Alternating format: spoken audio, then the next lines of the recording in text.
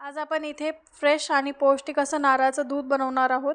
त्यासाठी मी इथं 2 नारळ घेतलेत आणि 2 नारळाचे असे छोटे छोटे तुकडे करून घेतलेत। त्यानंतर आपल्याला ह्या नारळाला मिक्सरच्या भांड्यात घालायचे। मी इथं 3 वाटी नारळाचे तुकडे घेतलेत, त्यामध्ये आपल्याला 1 ग्लास पाणी घालायचे आणि त्यानंतर आपल्याला बारीक असं फिरवून घ्यायचं मिक्सरमधनं।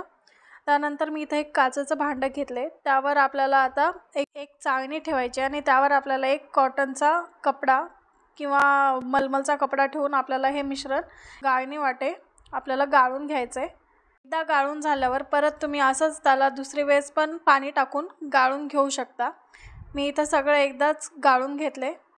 नारळाचं दूध गाळून झाल्यावर याला एकदाच व्यवस्थित मिक्स करायचे चमच्याच्या साहाय्याने आणि नंतर यामध्ये आपल्याला हवी तर पिठी साखर किंवा आपण अख्खी साखर पण टाकू शकतो। मी इथं अख्खी साखर वापरली आहे। मी इथं 2 ते 3 टेबलस्पून साखर वापरली आहे। तुम्ही इथे साखरेऐवजी गूळ पण वापरू शकता। नारळाच्या दुधामध्ये आपल्याला कमीत कमी साखर आणि कमीत कमी गूळ वापरायचा आहे। हे नारळाचं दूध तुम्हाला मार्केटमध्ये पण भेटेल, पण मार्केटमध्ये यामध्ये प्रिझर्वेटिव्हज ॲड केलेले राहतात।